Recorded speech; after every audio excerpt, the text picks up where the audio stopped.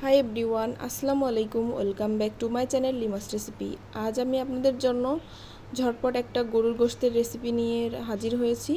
তো এই রেসিপিটা কিন্তু তৈরি করা খুবই সহজ এবং অল্প সময়ে তৈরি করা যায় এই রেসিপিটা, এবং গরম ভাতের সাথে এই রেসিপিটা কিন্তু খুবই লোভনীয় লাগে।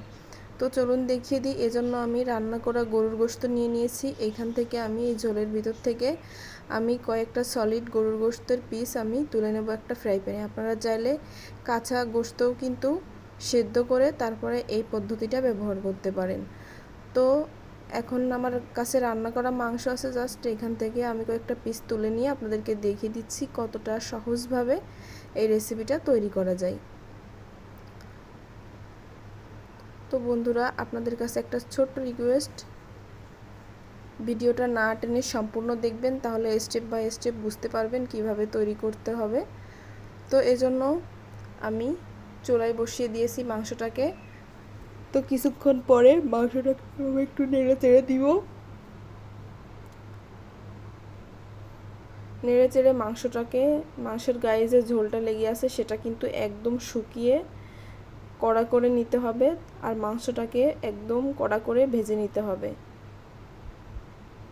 তো দেখুন, আমার এ পর্যায়ে কিন্তু আস্তে আস্তে চুলার জালটা মিডিয়াম আঁচে চলছে, এবং দেখুন গরুর গোশতের গায়ে যে ঝোলটা ছিল সেই ঝোলটা কিন্তু একদমই শুকিয়ে গেছে এবং কিন্তু ঝরঝরে হয়ে গেছে, দেখেই বোঝা যাচ্ছে। দেখুন একদম সুন্দরভাবে কিন্তু গরুর গোশতের ঝোলটা শুকিয়ে একদম এটা সুন্দরভাবে তৈরি হয়ে গেছে, ভাজা হয়ে গেছে।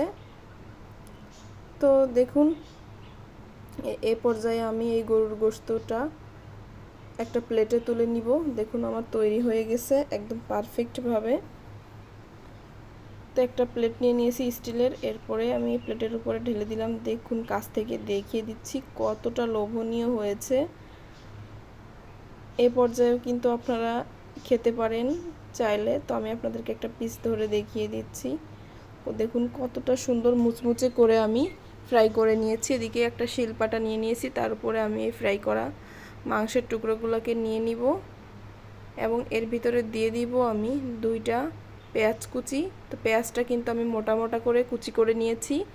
এবার আমি শিলপাটায় এটাকে বেটে নিব। তো আজকের এই ভর্তাটা আমি তৈরি করব একদম ফিনিশ করে না, এটা হচ্ছে এরকম সোবরার মতো থাকবে, এটাকে আধা বাটা করব, এবং যাতে খাওয়ার সময় পেঁয়াজগুলো মাংসের টুকরোর সাথে যাতে গালে লাগে সেরকম। তো একদম ফিনিশ করব না। দেখুন এ পর্যায়ে আমি ভর্তার ভিতরে বাকি উপাদানগুলো অ্যাড করে দিব, তো সেইগুলাই আপনাদেরকে দেখিয়ে দিচ্ছি। এবার আমি মাংসের এই কিমা যে তৈরি করেছি পেঁয়াজ দিয়ে এটুকু নিয়ে নিলাম। এরপরে আমি দিয়ে দিব এখানে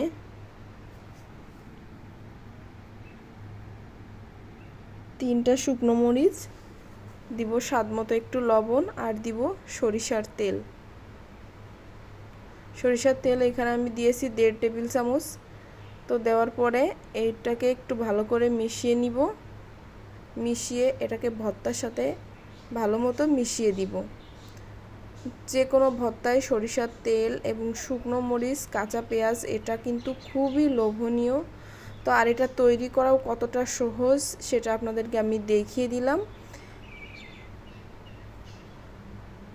তো দেখুন আমার তৈরি হয়ে গেছে গরুর গোশতের ভর্তা। এ পর্যায়ে এটাকে আমি একটা প্লেটে তুলে নিচ্ছি। তো একটা প্লেটে তুলে নেওয়ার পরে আমি এর উপরে আপনাদেরকে একদম কাছ থেকে দেখিয়ে দিচ্ছি। দেখুন কতটা সুন্দর আর লোভনীয় হয়েছে। এটাকে আরও আকর্ষণীয়ভাবে গড়ে তোলার জন্য এর উপরে একটু ধনিয়া পাতা কুচি ছড়িয়ে দিলাম। দেখুন দেখতে কিন্তু খুবই সুন্দর হয়েছে, আর খেতেও মাশাআল্লাহ অসম্ভব মজার। তো আমার ভিডিওটি ভালো লাগলে প্রতি সপ্তাহে নিত্য নতুন 3 থেকে 4টা নতুন রেসিপি পেতে অবশ্যই আমার চ্যানেলটিকে সাবস্ক্রাইব করে আমার পাশে থাকবেন। ধন্যবাদ সবাইকে।